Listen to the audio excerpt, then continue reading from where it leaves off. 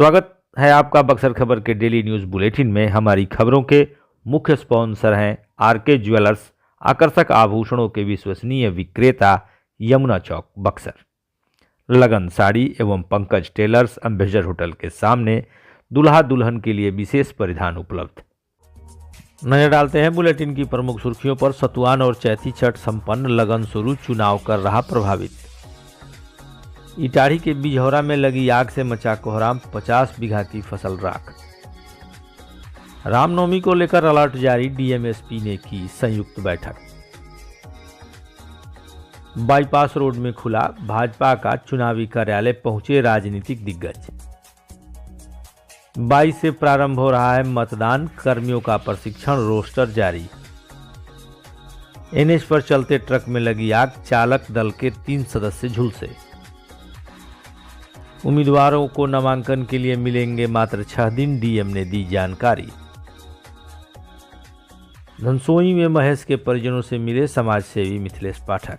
खबरें विस्तार से के प्रायोजक हैं कामधेनु नेक्स, नए जमाने की मजबूत सरिया। जिंदल पैंथर सीमेंट एवं सरिया के मुख्य विक्रेता गंगा सागर बिल्डिंग मटेरियल, गोलंबर बक्सर एवं सिमरी। संपर्क करें नीचे दिए गए इन नंबरों पर। अब खबरों की चर्चा विस्तार से। सतुआन पर स्नान का यह नज़ारा आप देख रहे हैं। आपकी जानकारी के लिए हम बता दें, चैती छठ और सतुआन दोनों संपन्न हो गए हैं। इसके तुरंत बाद खरमास समाप्त हो जाता है या उसी तिथि से समाप्त हो जाता है। लगन का सिलसिला शुरू हो जाता है। विभिन्न सामाजिक संगठनों ने शहर के विभिन्न घाटों पर शिविर लगाए, लेकिन सारे मजे चुनाव की तपिश के कारण प्रभावित हो रहे हैं। लोगों को लेन देन में भी दिक्कत आ रही है। बुलेटिन की दूसरी सुर्खी दुखद करने वाली है। आप इस आगजनी की भयावह तस्वीर को देख रहे हैं। यह उठता धुएं का बवंडर। खड़ी फसल में आग लगने के कारण इटाढ़ी थाना क्षेत्र के बिझौरा, बकसड़ा और ताजपुर 3 गांवों के लगभग 50 बीघे की फसल जलकर खाक हो गई। यह घटना बीते दिन सोमवार की दोपहर के आसपास की है। आग पर काबू पाए जाने से पहले भारी नुकसान हो चुका था। बुलेटिन की तीसरी सुर्खी है, रामनवमी को लेकर प्रशासनिक अलर्ट जारी है। जिलाधिकारी अंशुल अग्रवाल, एसपी मनीष कुमार ने बीते दिन सोमवार की दोपहर डीआरसीसी भवन में प्रशासनिक पदाधिकारियों के साथ बैठक की। उन्हें बताया 54 स्टैटिक्स दल, 24 सेक्टर मजिस्ट्रेट एवं अन्य भ्रमणशील पदाधिकारी कार्य करेंगे। यह फुटेज 2 दिन पहले डीआईजी द्वारा ली गई रामनवमी की बैठक की है। बुलेटिन की तीसरी सुर्खी है, बाईपास रोड में काली मंदिर के ठीक पीछे स्थित एक मैरिज हॉल में भारतीय जनता पार्टी का चुनावी कार्यालय खुल गया है। बीते दिन स्थानीय उम्मीदवार मिथिलेश तिवारी, उत्तर प्रदेश के बलिया के विधायक और परिवहन मंत्री दयाशंकर सिंह, अन्य राजनीतिक कद्दावर लोग इस कार्यक्रम में शामिल हुए।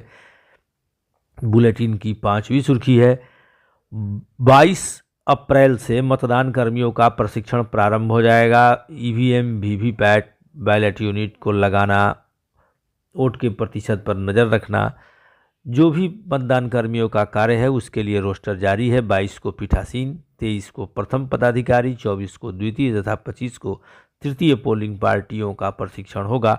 2 पालियों में यह कार्यक्रम एमपी हाई स्कूल में संपन्न होगा।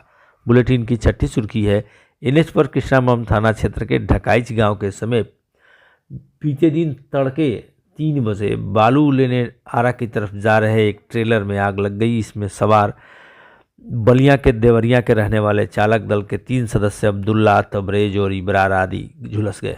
बुलेटिन की 7वीं सुर्खी है, जिला निर्वाचन अधिकारी अंशुल अग्रवाल ने बीते दिन राजनीतिक दल के सदस्यों के साथ बैठक की। उन्हें बताया गया 7 से 14 मई तक नामांकन होगा, लेकिन इन 8 दिनों के बीच 11 और 12 को 2 दिन अवकाश है।